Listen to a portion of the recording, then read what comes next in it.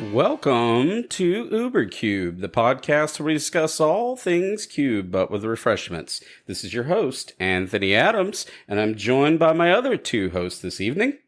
I don't know. I think you should choose my name this time. In spirit of the episode. Just kidding. It's May. Under perhaps sword point diplomacy, May? Oh, maybe. Perhaps. Sword point Spoilers. May. Sword point May. May at And our third. and host. Stu. All right, what you got for us today? So we've got an episode today where May has coined, because I struggled all week. Like, what do you call this? What is the title of this episode that pulls it all together? And May, would you like to introduce what we're going to call the episode today, please? You fools. You think you only had the choice, except it was merely an illusion. The illusion of choice. Bwah. We're talking about all the cards that give your opponents the choice and the power in this situation, except not really. Or do they? I like that. I like the do you. But do you though? Do you really? Do you really? Do you Do really? you really get the the illusion choice? of I don't know. choice. If you It's the illusion.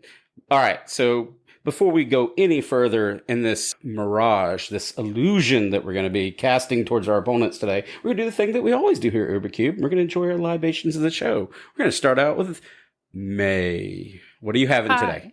I actually just took a bike ride to the store to pick up Wilson's Orchard hard cider cherry flavored. Sounds delicious, actually. So it's just Oh, so cherry apple cider. This is the first time that it actually feels amazing in North Carolina. And in order to celebrate that, I got me a pumpkin beer. In fact, I got a New Belgium Jealous. Atomic Pumpkin, and it's their spicy. Tis the season. It is pretty good. It is the season. Jealous. We're getting towards that fall time. I got myself a Daycation IPA by Highland Brewing. It's Still out of clinging on to Asheville. that summertime, aren't you? I'm clinging on to it. All right, let's go. Nah, let it die. Bring in the fall. So, as we said, we're going to be talking about cards during this episode. And this is going to be kind of a community response. And I want to go ahead and credit my little brother, Josh. You know, he's 14 years younger than me. If you do the math, it's not that little anymore. But he came up with an amazing idea, just chatting as we do, you know, arguing about cards. He loves his commander, and we're just kind of BSing back and forth. And we were just kind of shooting the breeze, if you will, right? And he mentioned some cards like we're going to talk about. We talked about sword point diplomacy type cards, and I'm kind of spoiling one of May's choice cards there, but we'll get to that shortly. But the idea is the illusion of choice that you are presenting to your opponent. Cards that when you cast them, they take control of the outcome. Stu, do you have any thoughts on that? So I think, first of all, so I'm actually going to skip forward a little bit as well and sort of bring up very briefly a point that was raised during this sort of discussion was, are these right for your environment? Right? That's one of the sort of the key points that we talk about when we talk about cards like this, right? Are they right? But let's define some context for what is right for your environment. Would you, and I'll put this to both of you guys, right? Would you look at some card like this and just purely based on the fact that it gives, quote unquote, agency to your opponent, would you envisage a situation where you would be developing a cube and think that is a theme that I don't want? I don't want that kind of interaction between player and opponent. Hey, May, I'll start with you. What do you think about that? I think that a lot of my environments would be inclined just because I tend to favor those types of mechanics. However, I also come from the perspective that a majority of the people that I play with and the people that I pod with usually are spikes. And unless it is a very specifically good card that we'll mention later, they probably are going to look at it and kind of wince a little bit. And I think that that's what a lot of players are going to do whenever they look at these cards, either in the packs or in your cubes and etc., is that you're going to get that innate wincing reaction because people don't like to give up that control. So that's People don't what like it to is. give it. So it's the information that you're giving up rather than the potential for there to be some serious value out of these cards, right? Because I've always felt that when I've looked at these cards, like I am giving up information. I am well aware that I am giving up, and not just a little bit, I'm giving up quite a lot of information potentially with some of these cards, but I'm typically doing so because I'm trying to be explosive. And maybe that's kind of what I'm getting at, Anthony, and maybe, I don't know, tell me what you think about this, that When I look at these cards, sometimes I'm looking at them thinking, okay, I want to use an effect like this, and I'm happy to give up that information because I'm looking to set something up that's very explosive. And if it's not there and I'm just giving up information to kind of continue to durdle for a little bit, then maybe it's not quite something that I want to be doing. So whenever I think about cards, it's not just about information. It's about life total exchange, about damage in order for them to control an outcome. You're giving them a surface level choice, right? Something that on a topical level, maybe even the card, when you look at it, doesn't look very strong. And we're going to talk about some of them. But once you compartmentalize it or contain the card or cause that effect to lose that chaotic variability that some of these cards will have, and you tailor make your environment to make it less into a choice, right? That's the outcome you're wanting here, right? Sure. You think they have a decision, but you want to mitigate that decision making so it's not in their favor. But it also causes like a fun factor, a chaotic, which I'm about. Outcome, Give right? me some more of that. So an example, and we're going to have many examples, but this is a very topical one. This comes to mind a lot. And I may have ran this in an early edition of Uberbear's Horror Cube that's featured at CubeCon. Okay. Was Vexing Devil. For 1 red, you get a 4/3 Creature Devil. When Vexing Devil enters the battlefield, any opponent may have it deal 4 damage to them. If a player does, sacrifice Vexing Devil. So the choice is a kind of a static 4/3. With no haste, right? Mm-hmm. And or you take 4 to the face. Do you know, I've played against this card a lot. I actually played against this card quite a lot back when it was popular in mono red burn aggro constructed decks. And do you know what the text might as well read?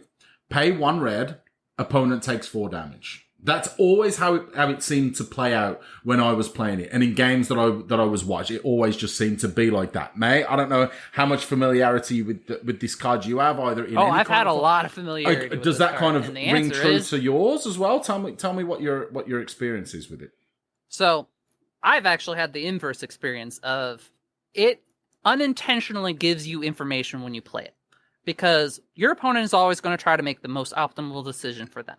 And whenever they are saying, I'm not going to pay the 4, you can keep it. They are saying, I have removal in my hand, and I plan on using it on your Vexing Devil. It is how you can know that you can work around whatever cards are in your hand in a way that's not direct. It is reading between the lines, and I love that kind of interaction. That is kind of a level that you have to think about when you're looking at some of these cards, where it's not just, am I always dealing the 4, or am I getting information from this exchange? I'm typically happy to just take the 4 damage because if I do have a removal spell, depending on what that removal spell may be, maybe I'd like to save it for something a little bit more impactful, all right? And not to say that Vexing Devil can't potentially be impactful. Absolutely it can. But typically I tend to be quite choosy when I'm playing against an aggro-y deck, maybe. And look, 4 damage is nothing to scoff at, right? It's serious. But I also look at it like, hey, I'm getting a snuff out and I don't even have to use a card out of my hand. I pay 4 life and I get rid of a creature, right? Job done. Sure. Yeah, that's a good point. So yeah, I'm taking a lot of damage. Heck, the rate on it's better than Lightning Bolt, and Lightning Bolt's an incredible card, right? I'm taking 3 damage from that or 4 damage from a Vexing Devil. So yeah, I like that there's agency there, and I do agree 100% that information could be important. Or there's been plenty of times where I've just took 4 damage because I don't have a removal spell in my hand, or but do I, or am I saving it? Well, this is a very binary type of build for a card, right? Vexing Devil has 2 choices, and you could try to derive outcomes like May was saying. If they allow it to stick, they must have the way to deal with it. But then you could keep going down the tree of decisions, right? Maybe that 4 doesn't mean anything to them. Maybe they have active blockers. There's a lot of assumptions that are going to happen when it sticks, and there's a lot of assumptions that can happen when they let it get hit, right? Or they take the 4 because they can assume the 4 and it's not going to bother them. May, do you have something to add to that? Yes. What's cool about it is that this is where we go into the title of the episode of Vexing Devil is a card that if you play it just on surface level, then you can get a lot of information. You can get that advantage, and whether or not somebody's willing to pay the 4 and how much you're able to get information from your opponent, right? We're all on the same page with that kind of binary decision. But you can take that away the second you add Fling to your deck. The second you are like, go ahead, pay the 4, and then you're fling it at them, that choice is now invalid. You've now taken 4 damage. No, sorry, you've taken 8 damage. I can count. Yeah, so this is a very topical card to get into this subject. We're going to go in some, as we look at these, you're going to find a lot of them have a lot more homes in lower powered thematic builds. And because they give your opponent so much agency, it makes them hard to break into the highest power environments. We will get a few here as we scrape on initial look, like whenever spoiler season comes out for certain cards, and there's going to be a couple of them in here, they may have gotten overlooked by, say, Power Cube curators, right? But then as play data and acceptance into modern formats, legacy, etc., we all start raising an eyebrow and we go, oh man, suddenly this card must be a little better. Someone realized how to encapsulate it and break this card. Now, that brings a good point too. That's really easy to do in a constructed format. When you take a card in a constructed format and you warp the environment around that card to make it play in your favor, that's completely different than the variance of a cube, 100%. Right? Because you don't, when May was talking about fling and I thought about that, that's the perfect outcome for that scenario, right?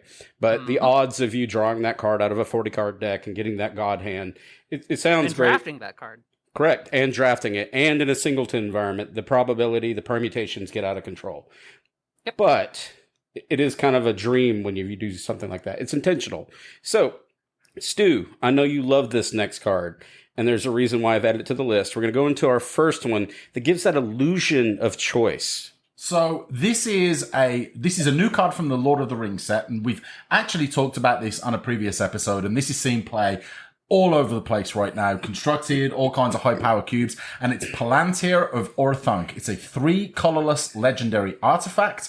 At the beginning of your end step, put an influence counter on Palantir of Orthanc and scry 2. Then target opponent may have you draw a card. If that player doesn't, you mill X cards, where X is the number of influence counters on Palantir of Orthanc, and that player loses life equal to the total mana of those cards. It's another pretty kind of word soupy card that we've had a lot recently. Lord of the Rings had a bunch of them, but there's no denying the power level of this card. It's got selection, it's got damage, it's got mill. There's one of our hosts that really, really loves that mill. Not saying any names, May, but it's such a strong card, right? And yes, you've got that agency within yourself, right? Of being able to fix the top of your deck, do a bit of scrying, but now you've got that option to a player. And who knows where you're giving that option to that player? Is it early game and they're thinking, maybe I'll take a bit of damage, no big deal. I don't want to give my opponent some free cards. Or maybe they're low on life. And I have, in fact, added this to Uberbear's Horror Cube. My idea was to support the self-mill strategy. And that's probably me doing the same thing that I always do. I look at this in such a, again, binary context. It's going to be self-mill. But if you really look at this card, it's not. It's pretty much every deck. It's going to be pain train. It's going to be pain train. It's every deck. It's card advantage. And if it's not card advantage, it's pain. And then I had some people from the interweb tell me that their experience is once you unlock that first choice, this card starts snowballing pretty hard. And the lists are locked, and here we are. It's going to be at CubeCon 2023. And if you draft this card, have a good time, I suppose. I don't. I will be feedback private. Very highly. Thank you. So it does give this kind of diminishing returns illusion that the opponent is getting the advantage, but in truth, you're actually gaining the advantage as the caster of, or what did we call it before? We call it the Paladin of Ornithopter? Paladin, yes. Paladin of Ornithopter. That's May, do you have any thoughts on that? What I like about this card is that regardless of what they choose, you are still moving cards. And if your deck is built around, I want my stuff in the graveyard anyways, then it suddenly becomes oh great, I get to draw 3 cards at the beginning of each of my end steps. Or I just mill a bunch of cards. So as we do, we got a lot of audience participation again on this one. And I posed a question to the socials, and it was question for the community. What are your favorite cards that give the opponent, and I said total agency, I'm going to redact that now. We'll just say agency of the outcome for the cube, and what environment does it slot in? We want to know, happy cubing as we do here, right? But it was interesting. We got a lot of responses, and going back to the Palantir of Orthanc. Right. We got one from A Bald Fat Guy. Wonderful name. Fantastic. Wonderful Glorious. username. It's glorious. Love that. And this individual said, I've been liking that thing. A slight upgrade to coercive portal in my powered cube. That's pretty neat. That's a nice, I guess, an analogy, a 1-for-1, almost apples. This gives a little bit more flavor, I guess, a little bit more interesting dynamics to your environment. I like it because coercive portal, I mean, everyone, you always choose homage, right? It's just you want to get that card. You don't want to lose all your permanents. But I think it's very interesting as well that, like, I always looked at coercive portal as just such a staple for such a long time. It's I think it's 4 mana, right? Coercive portal, pretty sure. So it's a 4 mana card. Yes, you're generating that value each time, but this Palantir of Orthanc is just, there's so much more that it's capable of doing. So yes, you've got that potential to draw cards, but you've also got that potential to do a huge amount of damage, and the scry that you're doing, and your scry is increasing every turn as well. So this is why I'm thinking this is a little bit of a immediate caution on this card. Any kind of environment that's going to not be like you're threatening to win in the first 2 or 3 or 4 turns. Because if you get this down quickly, the advantage is just going to get out of control very quickly. And I feel like this is the epitome of that illusion that the opponent actually has control. Yes. This is kind of a wildfire. You have no illusion. You might think that Yeah. you've got the option to maybe lose life or allow me to draw a card. But eventually, you expect with a decent amount of pressure, like, no, you're just giving me cards. You can't take this damage anymore. May, do you have any thoughts on that one before we progress? I actually want to segue a little bit into the next card, if that's all right. Sure. So, my thoughts on this card is that it's effectively like getting the effect of Combustible Gearhulk every turn. And in case you don't know what Combustible Gearhulk is, it is 4 red for an artifact creature construct, 6/6 with first strike. But that's not why we're playing this. When it enters the battlefield, target opponent may have you draw 3 cards. If that player doesn't, put the top 3 cards of your library into your graveyard, then deal damage equal to that player equal to the total converted mana cost of those cards. Once again, you think that the choice is yours, but no matter what, I'm either dealing damage or drawing cards. Yeah, that mana value. And it's all about the stage of the game where you're at. That decision really spins on how much are you willing to take? What do you know about the person who cast this library, right? Like, what have you seen thus far? If they're running like a sneak attack deck, you can draw some cards, but should you? Because they're going to flop over these massive monsters, right? They're going to get you for that mana value. So it has this weird balancing of the scales between opponent and player here. I think that's an interesting point that you bring up as well about the deck. I think that probably sounds very obvious, but worth mentioning. Like, yeah, if you think that there's a risk that someone's going to flip over an Emrakul of the Eon's Torn and to just take you out with 15 damage on the spot, then yeah, it's something that you've got to consider. But if they're playing... I've played this in burn decks where I've had a lot of load of the ground cards, right? So if you're thinking, okay, maybe I've seen some other high mana value cards, maybe, we're in game 2 and I've yet to see some of those load of the ground or cheap burn spells. Maybe I'm a little more inclined to allow them to deal me damage rather than just give them those extra cards. Who knows? So a card like this kind of does that. When is this effect correct, right? It's not going to be suitable for all environments. In this case, I'm running it in Uberbear's Artifact Cube where I have welder effects, etc. But this won't necessarily crack into the highest powered list because giving that opponent that level of agency where they can evaluate and say, I can handle the X amount of damage, or I have already played this against you. We're in game 2, and I know you're a low to the ground aggro package, and this is your top end. Consequences are less. So it does really give, this one has that weird back and forth. I like these type of cards for the sole purpose that it creates this tension in the game. You got to pay attention. May, do you have any thoughts on that? I will disagree because this actually slots very well with Goblin Engineer Trash or Treasure style decks, where if your entire shtick is, I want to keep reanimating it and keep making you make that choice every time, while also filling my graveyard, it can get out of control very fast. Which you can do in Uberbear's Artifact Cube. That is, all those lines are in there. This is going to get scary fast. But then we kind of transition over to a card. See, that one has a body. It's a 6/6 first strike, right? So that has the potential to enter a lot of lists. And plays with artifact.deck, example, right? Then you kind of roll over to this type of card where it struggles to see play because on face value, it doesn't leave you with a residual creature. It's different. And that would be Browbeat. For 2 colorless and 1 mountain, you get a sorcery. Any player may have Browbeat deal 5 damage to them. If no one does, target player draws 3 cards. It's kind of adjacent to the Combustible Gearhulk. minus the additional 3 mana and the 6/6 first strike body. Well, there's a lot of similarities with these these first few cards, because all of them are related to I either get a card, some kind of card advantage, or you're taking a boatload of damage, right? That obviously we're going to move on from this, but we've now talked about 2 red cards and an artifact that's designed to do that. So, but yeah, there's no surprise that it doesn't see a lot of play outside of maybe, I don't know how I don't want to use the word janky, scale. but the that's problem with that type of card is simply, in my opinion, comes down to the slot equity. You could put that in there if it's funny to you, or you thought that was an interesting dynamic you wanted to introduce, but then it's easy to replace with any other card, right? That does something that's not being forecasted and given to, say, May as my opponent to make that choice for me. Sure. So it has to be intentional and controlled. So Browbeat in particular doesn't see a lot of play, because the problem is that you are paying a card in order to deal direct damage, and the amount of damage that you're dealing is not enough to justify it, to warrant that one card, and it's not consistent enough. And the problem is that a lot of burn decks want that consistency. We want to see a bolt, because it's always going to deal a 3 to face. This is sometimes later in the game just going to be 3 cards, which might be a bolt, or it's going to be 5 damage early in the game, but both of those are kind of the illusion of choice. But the problem is that people, like I said earlier, kind of wince at that, as opposed to its direct companion card, its upgrade card, if you will, Risk Factor, which is again 2 and a red, but this time at instant speed.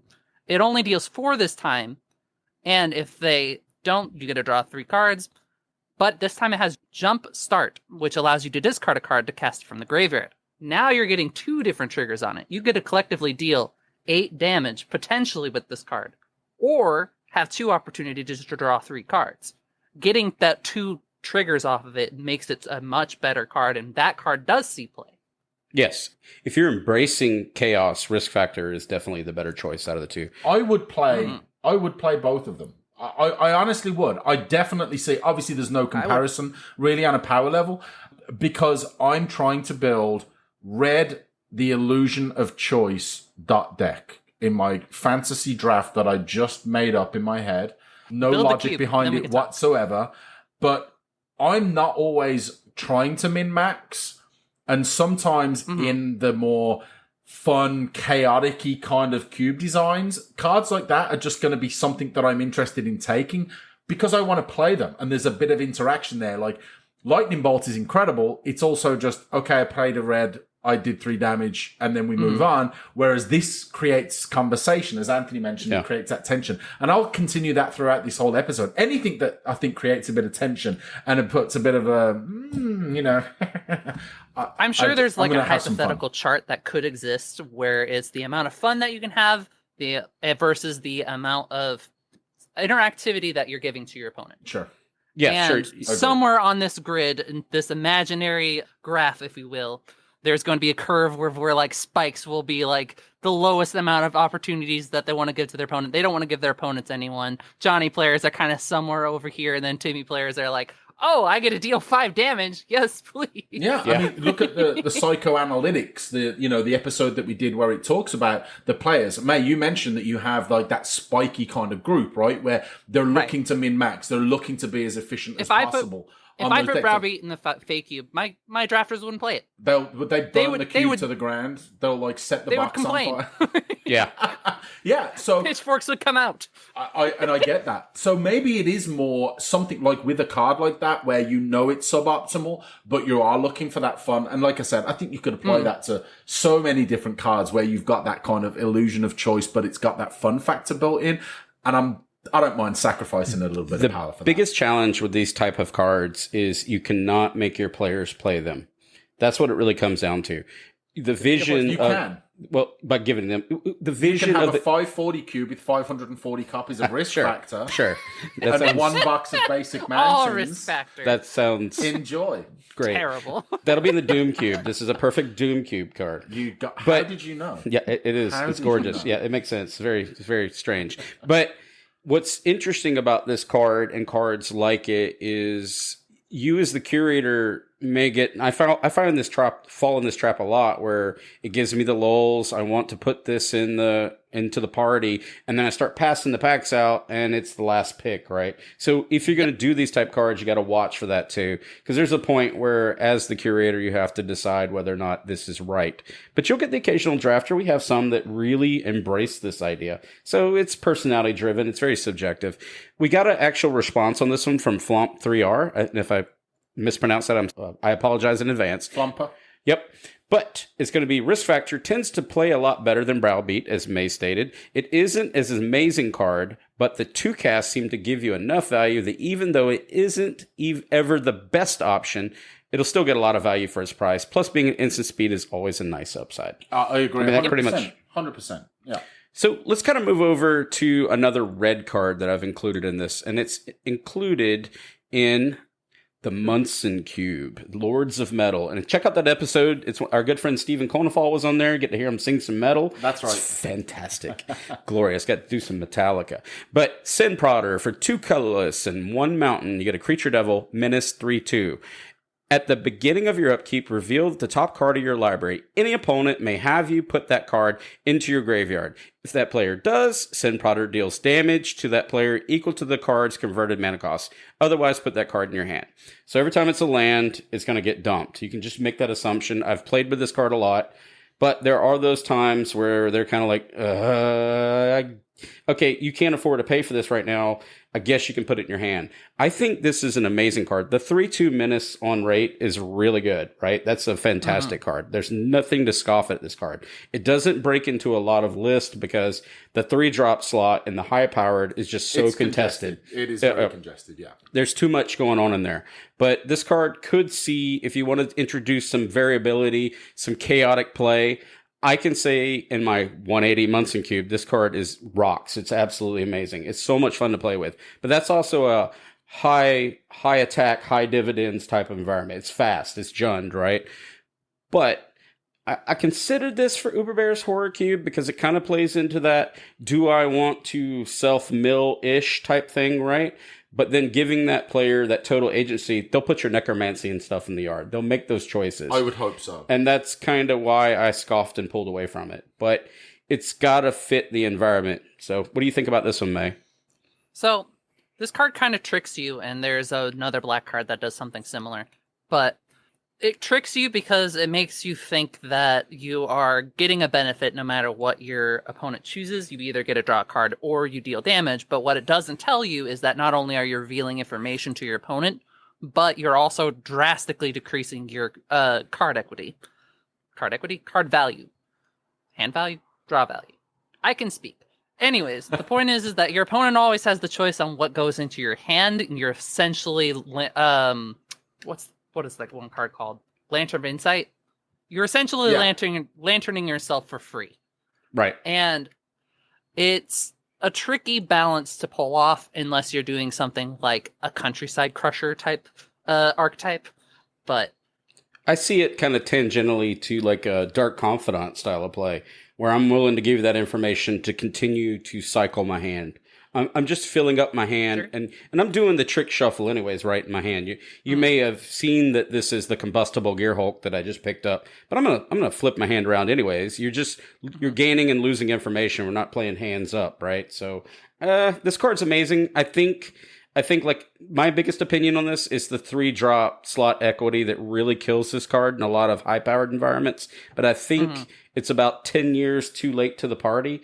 But there would have been a time where this card would have been considered, could have been a staple in environments. Yeah, possibly. I definitely think it's a cool card. It is. It's a cool card. I think that's a wonderful way to describe it. I think ultimately where it sits on the curve as a 3-drop, ultimately if I've put this down and then I'm going to my upkeep on turn 4, I'm hoping maybe to have that 4th land drop in hand. You are creating that tension there with your opponent. Like, okay, I expect them to be able to maybe play a land now, and now they have the opportunity to put 4 drops on the board or to hit me with a 4-mana spell. Now does it create that tension, not even just for me, but more so for your opponent, because they're thinking, okay, there's some pretty serious 4 drops. Moving on from cards that have a lot of competition, let's talk about a card that has pretty much no competition, question mark? Yeah. This is the card that I was alluding to earlier on. This is something Spikes want to look at. Gifts Ungiven. If you heard of it, you probably know it. It's infamous. It is 3 and a blue instant. Search your library for up to 4 cards with different names. Reveal them. Target opponent chooses 2 of them. Put those chosen cards into your graveyard and the rest into your hand. What I like about this card is it changes from when we're doing the red variations of this, it was kind of, you're going to take damage to do the control. These are information control where I'm going to silo multiple pieces of information, and I'm going to try to choose as the opponent what I believe is the best outcome for me. But in the right environment with something broken, like this is a broken card, this is going to play right into the hand of the caster, right? But it gives that illusion of choice. It's what I like about this is, yeah, you play this, your opponent gets to look, oh, sweet, I get to look at those 4 cards. But that critical piece of information that you don't get to, that you're not giving your opponent, is the cards that's in your hand. So yeah, for your opponent, might think, okay, I'm getting 4 cards, I'm getting information. You are, right? But to me, this is, and I'm sure May, you would agree with, and one of the reasons why you put this out there is because it's such a spiky card, right? You play it at the end of your turn. You've got the opportunity to sculpt what goes on so carefully in your next turn and maybe your next couple of turns that maybe you're just trying to go, min-max and you're trying to combo off or do whatever the next turn, bring a big creature back, who knows? But I think this is one of, if not the most spiky cards on the list. I do think that there is a direct correlation to why that it is one of the spikier cards on this list, and it's because you can fail to find on it. And failing to find on 2 of your pieces to just guarantee, I don't want to say entomb twice, but you're sending any 2 cards that you want. And that completely removes the choice from your opponent. So even though this is a choice card on paper, the fact that you can fail to find for advanced plays is really interesting. Or if your deck's kind of built around it and you just want to dump a bunch of cards, it doesn't matter which cards you take, then it's up to 4 cards as well, right? It's up to. So you could just, I only want to find these 2 cards. There you go. They're both going into my graveyard, 100%. They're either graveyard fuel, or there's something I'm reanimating, or they're something that I'm flashing back. Like, there's so much strength and so much spikiness in that card. I love it. So the next card we're going to talk about kind of gives that idea of false agency to your opponent. They believe that they have control, but I would go so far as to say that the title of the card implies that it's not really in their favor to begin with. May, would you mind taking away this card, please? So before I get into this, have you all ever heard of the Monty Hall problem? No. Okay, so the Monty Hall problem, the name. It is essentially used in game shows for, I have 3 doors, you can choose a door. And then once you make the choice, I reveal one of the doors, and then you can choose another door. Let's make a deal. This doesn't give you another choice, but you do create that kind of 2-door situation. And it is hostile negotiations. And I love this card because it's a sort of variation on the Monty Hall problem that I love. Exile the top 3 cards of your library in a face-down pile. Then exile the top 3 cards of your library in another face-down pile. Look at the cards in each pile. Then turn in a pile of your choice, face up, and then an opponent chooses one of those piles. Put that pile into your hand and the other into your graveyard, you lose 3 life. 3 in a black, instant speed, and you get to either put 3 into the graveyard or put 3 into your hand, but the illusion of choice here is playing with your opponent's mind a bit, of which one am I going to reveal?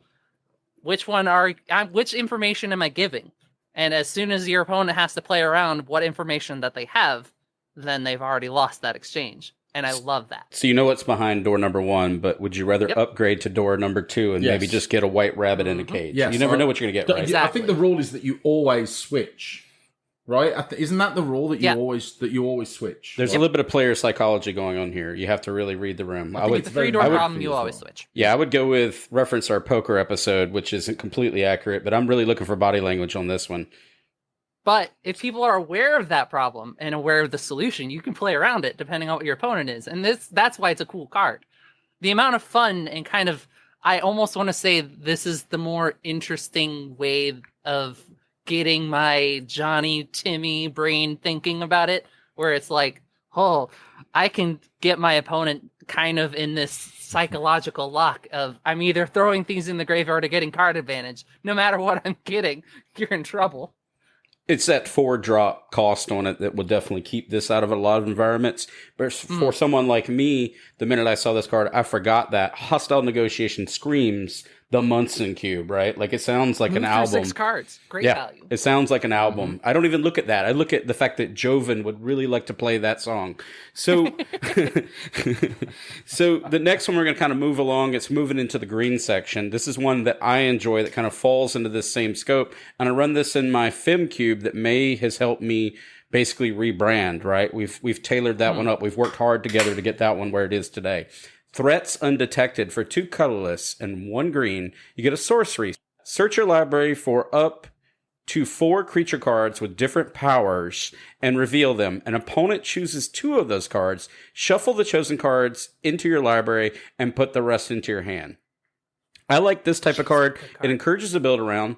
Kind of plays into Coven, which I do lightly support in that cube, right? Because of different powers and whatnot. I think it's an interesting dynamic. May, what do you think about this card? Oh, I love this card. I adore this card.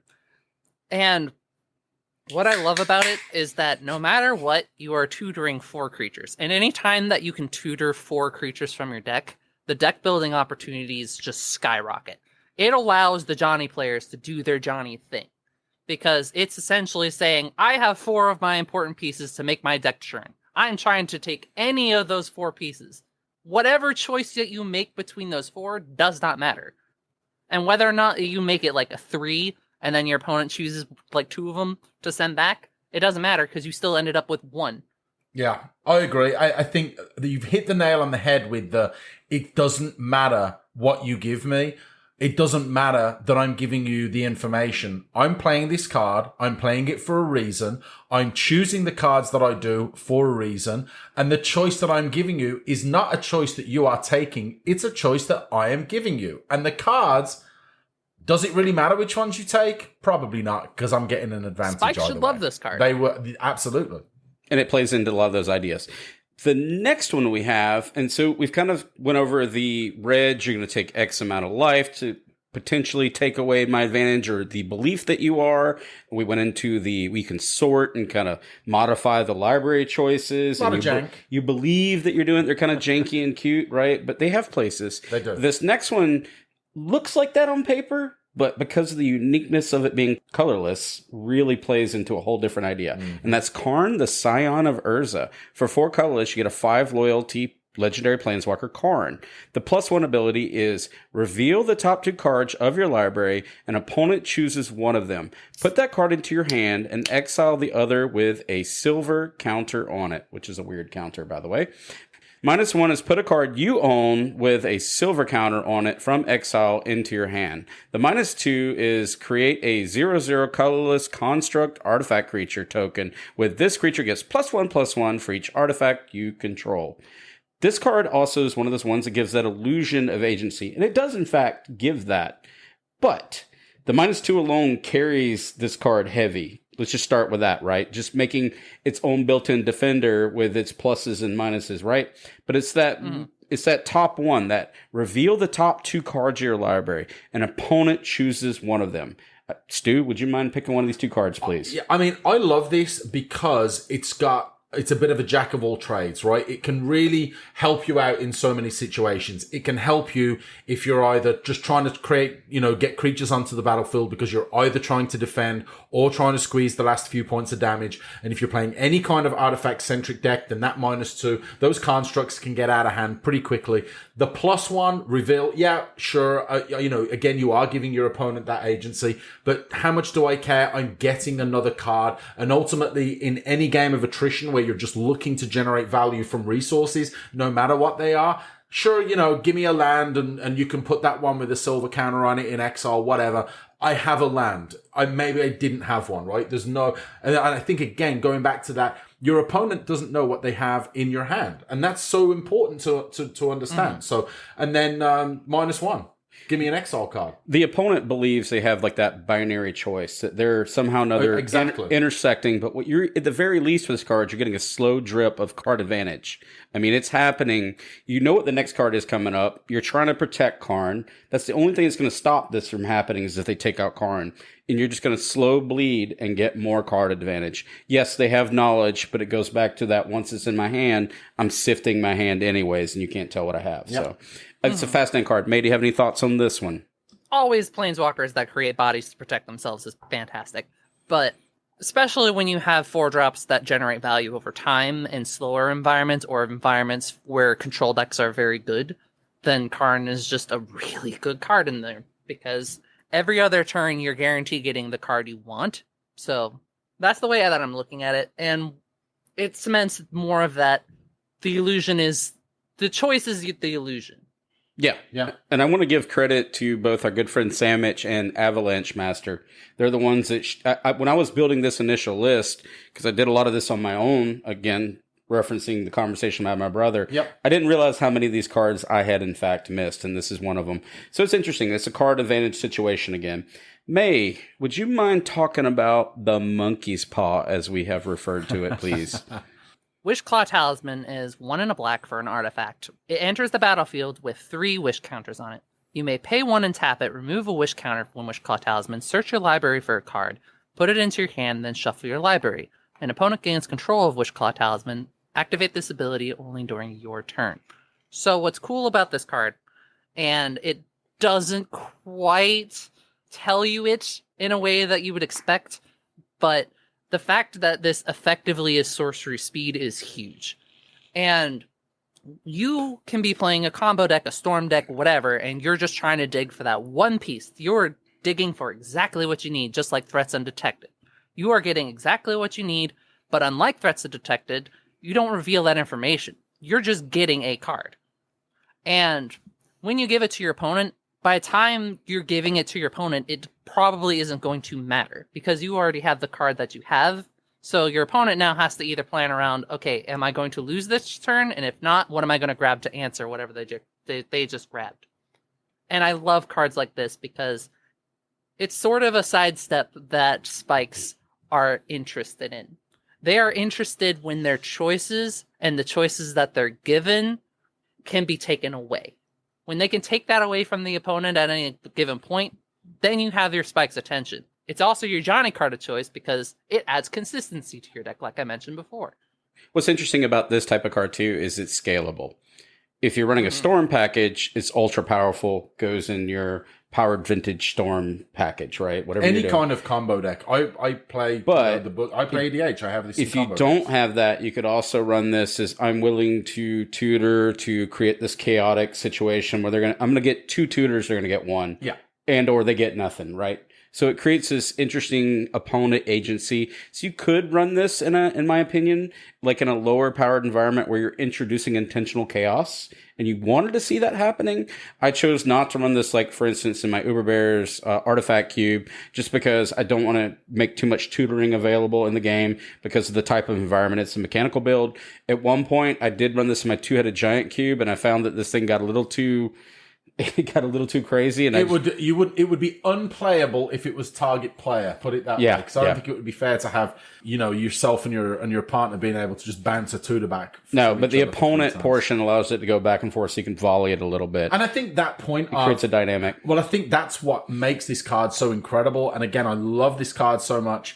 The fact that you are always getting in a 2-player game, you're getting that 2 activations for those 2 tutor effects, right? Your opponent's getting 1. Okay, giving my opponent 1 tutor, but I'm getting 2 tutor effects out of this. And that is gigantic. And it's cheap. It's 2 mana to play. It's 1 mana to activate. You can do it the same turn that you play it.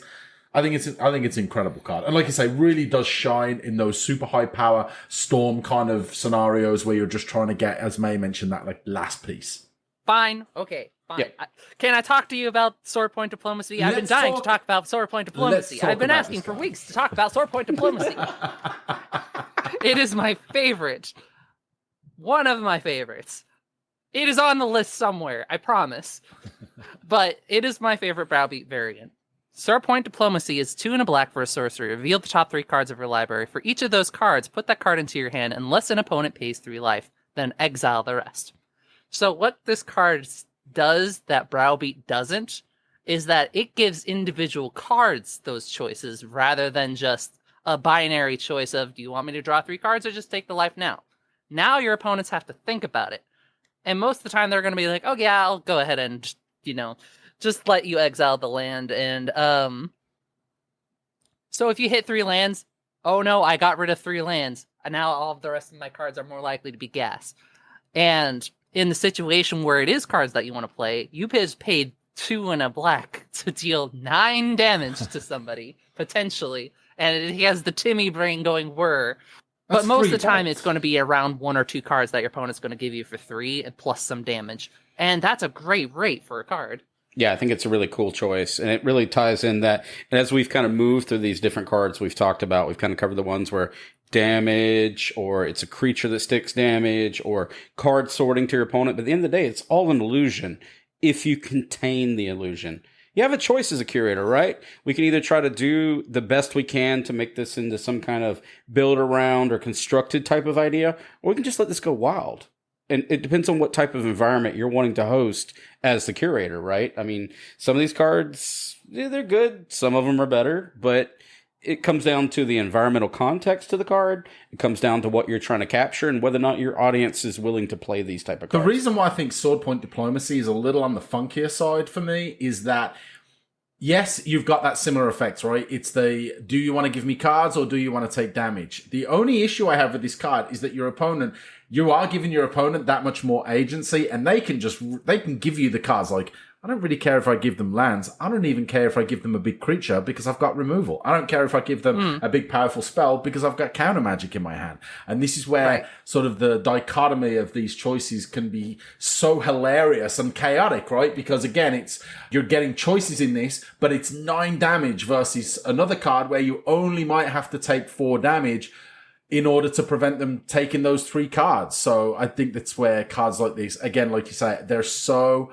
fascinating, and they just create this wonderful tension and just vibe within a game. It's kind of like, I'll ask you both. So the Witch Call Talisman, the Monkey's Paw. Yes. I've cast it. I tap it. I tutor. Yes. You get it. Right. I don't do anything. What do you tutor? Counter magic. An answer. Counter magic, an answer. Yeah, that's the interesting dynamic that happens. With those I'm getting either Thassa's Oracle or Demonic Consultation or Tainted Pact. That's what I'm either going to be getting an answer or something to win the game. Yeah. So this has been a fun episode. We wanted to talk about those cards that give that impression of agency, or perhaps it does. I mean, it depends on the environment, right? The context, in fact, does matter to whether or not these cards are relevant to the gameplay and how they impact it. And I think it's very like May mentioned, and like we talked about earlier, I think it really is very dependent on who you are expecting to play this cube. If you've got a bunch of spiky players, right, Johnny Combo players, whatever, that are like, no, I don't want to give, I refuse to even give any information. I don't even want to play Give Some Given. I want to play Black Lotus and Soul Ring and, just combo off on the first turn. So I think if you've got a play group that is much more open to diversity, maybe, do I want to say that, as far as the play styles of a cube, where it's not everything being min-maxed and you have got more of a fun and chaotic aspect to the cube. For us, I can say categorically, the group that we have would enjoy playing with cards like this. I know I would. Anthony, I know you do. I know there's a bunch of players in our group that enjoy this kind of cube. It's not for everybody. We just need a microcube with just all of these. Yeah, if there's a curator that has this, please reach out to UberCube. We got to see this. This would be amazing. Send us the list. Just nonsense of decisions. I think this card, I would very much love for Stu to take us away with this one card. This was sent in by a listener, and you have to forgive me. I actually lost that in the annals of history. But I do have this card to whoever you are. We appreciate you and your contributions. It's a great tie-off card. This is our closer for fun, and it is Choice of Damnations. This is a 5 colorless, 1 black sorcery arcane. Get your splice on. And it reads: target opponent chooses a number. You may have that player lose that much life. If you don't, that player sacrifices all but that many permanents. That flavor text. Life is a series of choices between bad and worse. Thank you. That really ties this Toshiro episode Umezawa, off, right? ladies and gentlemen. Man, maybe that should have been the title of the episode. Bad or worse? Question mark. Anyways, I love this card, but then again, it reminds me a lot of Goblin Game, and I love Goblin Game. So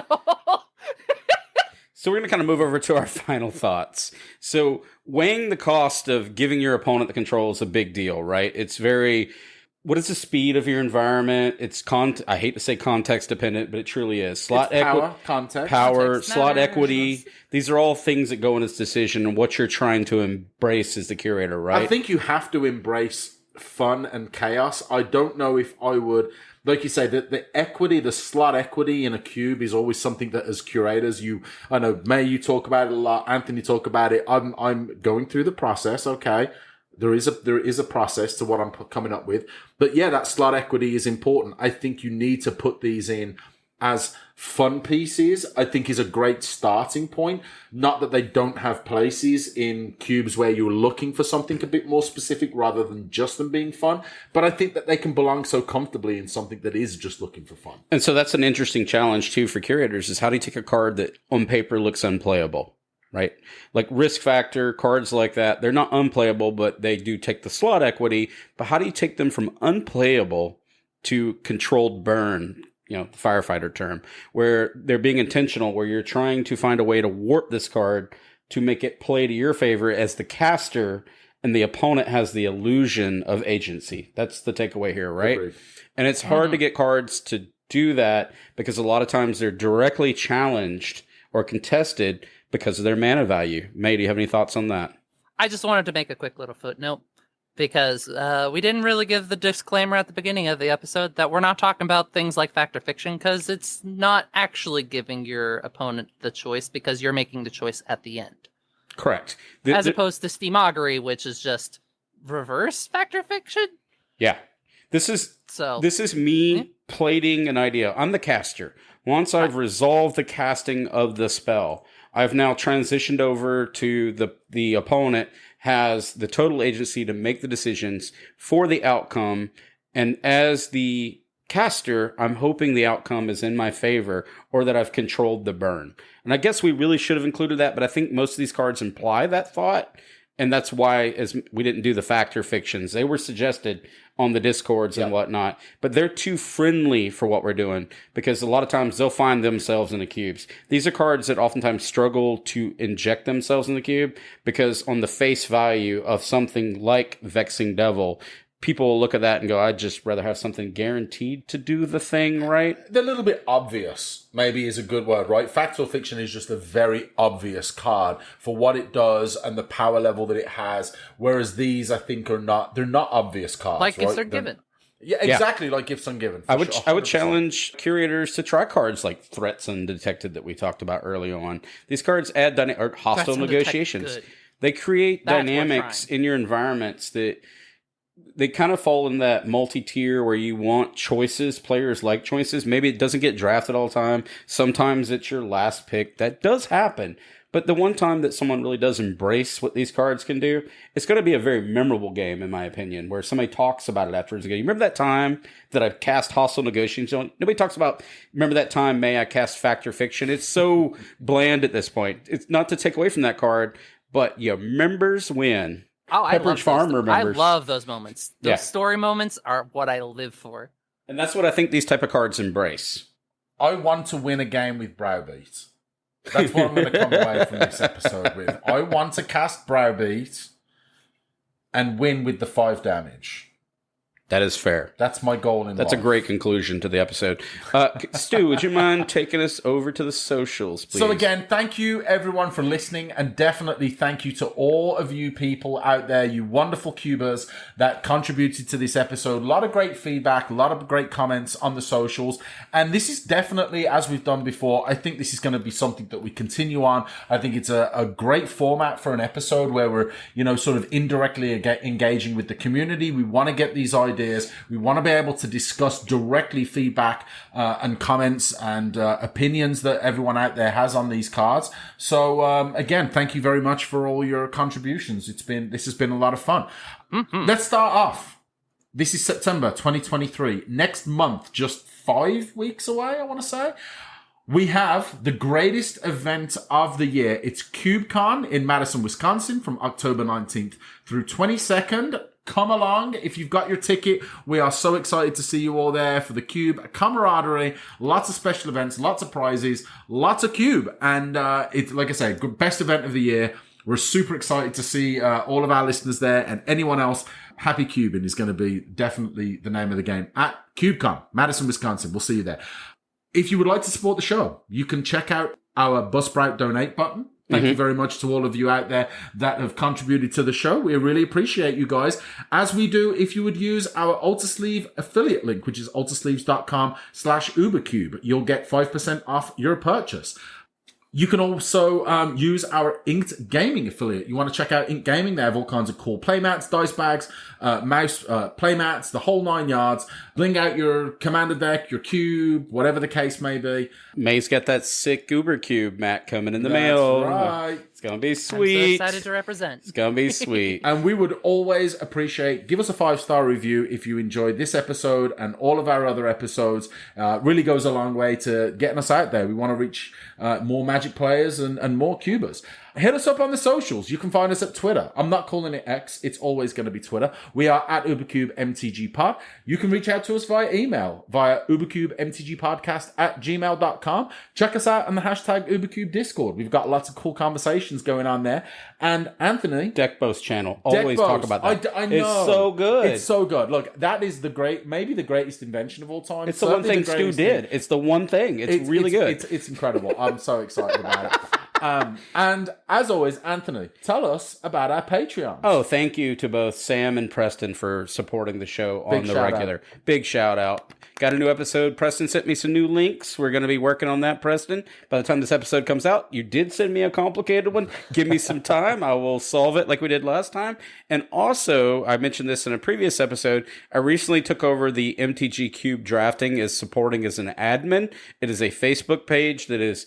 My impression of this page is it's very new cuber friendly. There's some veterans in there for sure, but I find that in that MTG Cube drafting channel, a lot of times is, hey, this is my first cube, or I just built a popper cube. What do you think about this? It's a lot of those type of questions, and I find it a good launch pad to really bring people into the fold and give them guidance where I'll say, hey, you should reference MTG Chill's videos or reference Cultic Cubes videos Absolutely. on how to build a cube, or LPR, or reference whatever, right? Even maybe UberCube. But yeah, 100%. It's a great launch pad for people trying to get into this and they don't know where to start. Exactly. It's not just for Boomer Cube nerds, okay, that we're going to eventually assimilate into the Discord. I promise you that will happen. But yeah, it's cool to get the conversation going on any of the socials. It's very new cuber friendly. It is, and there's a lot of cool discussion. And as is always the case throughout the community, you got a question in there. You got a question about your cube, about starting cube, about refining your own cube. You post in there. Someone's going to respond pretty quickly, and you're going to get some really solid, constructive feedback on any question you might have. So, and you always get a welcome happy cubing from me at the very least, right? Well, so let's do that right now. Again, thank you to everyone for listening to this episode. And if you haven't already, go check out our catalog. We hope you do, and we hope you have fun. That being said, we're going to do what we always do here and say... Happy cubing! Choices! It's not a choice!